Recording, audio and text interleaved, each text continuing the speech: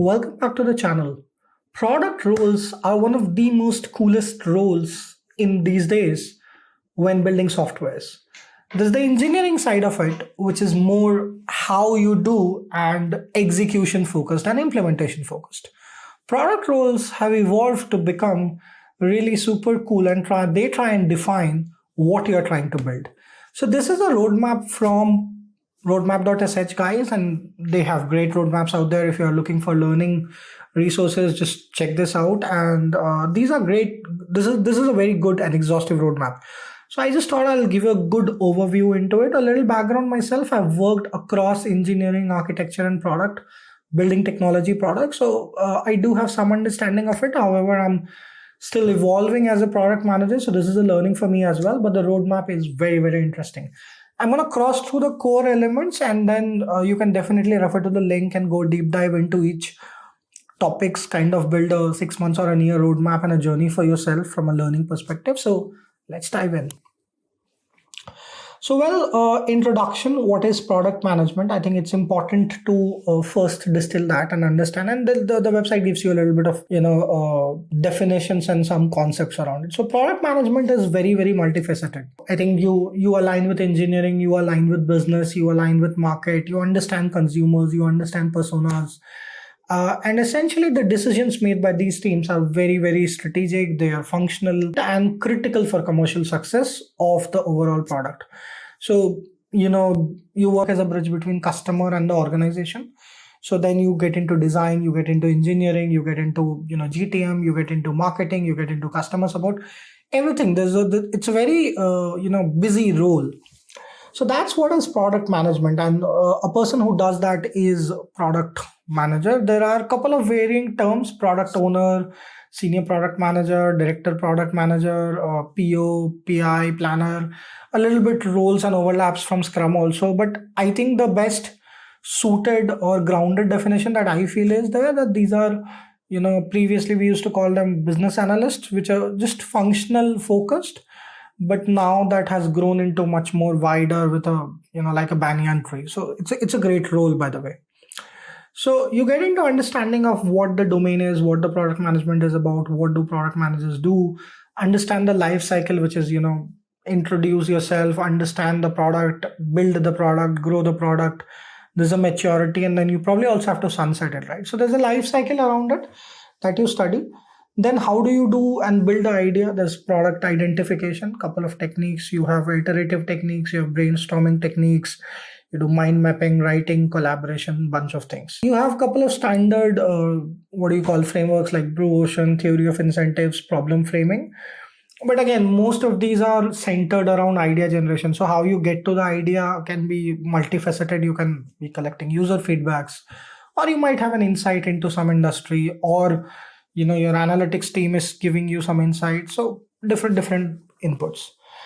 Then you get into, once you have some let's say insight into the idea, you'll probably want to do deep dive into market analysis. You'll do the user research, you'll understand who my users are, what my personas are, interviews, surveys, etc. Then you'll try and define the positioning of it, right? What is the selling point of it? What is the market segment that we're trying to do? What is some sort of a value proposition from it? How could the commercials look like? And then you detail out each of them in form of a strategy. So when you get into strategy, you do the vision and mission, you have goals, as I was saying, you have value proposition, you understand value versus features, some sort of strategy comes into place, which is different planning. And I think this roadmap gets into too much of granular details. A lot of this becomes more of an MBA class, I would say. And then you venture out further into the planning stage. So before the product planning, right, you're trying to position the product.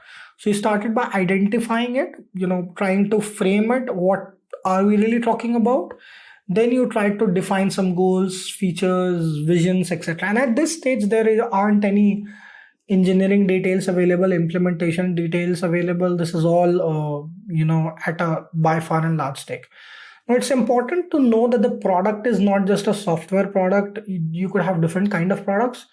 There could be financial products, there could be hardware products, there could be marketing products. The products could be of different kind. Then you get into more double clicking of things, right? Which is product planning. So you'll do your alignment with delivery. You'll have PRDs, which is requirement documents, user story creations, get into roadmap, backlog management. And then you start the, implementation phase, I will say. So you first design it, you take that input from backlog, obviously, so you design it, then you go into development and launch it.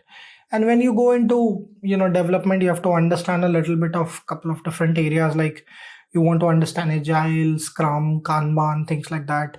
You want to get into user testing, like A/B testing, usability, etc. But again, depending on the nature of the organization, size of organization, the product manager is not really, might or might not be expected to know all of this. You could have a dedicated UX team which could be complementing it, but it's very important for the product owner to know this, because UX, I feel, and UI comes very close to customer, and it's very important for a product to be very, very grounded in customer features and value it's trying to deliver. Then you get into a little bit of agile, working with engineering, go to market, release strategies, and all that. And again, you might not be doing these yourself. You might be just working with an engineering manager in most of the cases to achieve this. But then once you finish the delivery pieces, right, it's very, very important to get into decision making. How do you define the matrix that measure the success of the product? If it's an app, you'll want to understand daily active users, number of monthly users, churn, your life cycle, your ATV. There's too many matrices to name about. Just Google them. Data driven decision making, obviously. How do you do that? You do different cohort study, you do repeat analysis, you do churn analysis, understanding. These are basically analytics pieces. So you have to understand before you start to roll out your features. This is somewhere, loosely your product market fit and the MVP comes into play, right? And then you get into feedback loops around how to improve it, the whole cycle of the product, collect market feedback, get leadership inputs, and all that. The rest of the stuff are more soft skill oriented, tools oriented. So you have communication skills, interpersonal business communication, managing stakeholders become really, really critical. Traditional techniques around it. How do you do road mapping? How do you do manage the project? And project management could be, again, a scrum master's responsibility. What analytics tools you have, like you could be hooked onto Google Analytics and whatnot. Communication tools, risk management, risk assessment, mitigation, all of these are kind of advanced, I would say, borderlining around coordination and communication. Risk assessment could be, when I'm rolling these products out, let's say you have some kind of a financial product. So there could be certain more risks associated with it, like regulatory risk. And can these be quantified? Some of these could be qualitative risk, some of these could be quantitative risk, and all that. Then you monitor and control them, and then finally go into scaling the product. How do you, what are your growth strategies? And these are not tech scaling. Obviously, that piece is important and critical to success. But what are your growth strategies? How are you taking it to different sort of user bases? For example, let's say if it's a B2B product, do you want to take it to B2C? Larger audience requires a different kind of thinking.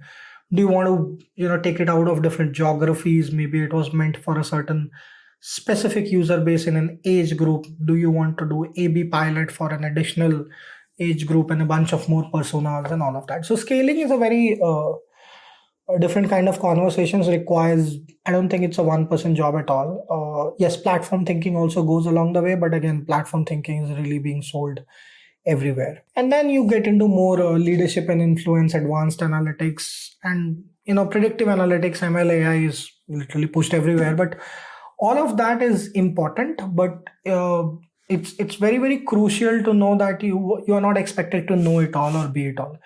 In fact, if after being as an architect for quite a long time, this is one of the roles which I'm very fascinated about, because it requires you to coordinate with a lot of people, and it's not just communication in the form of message passing.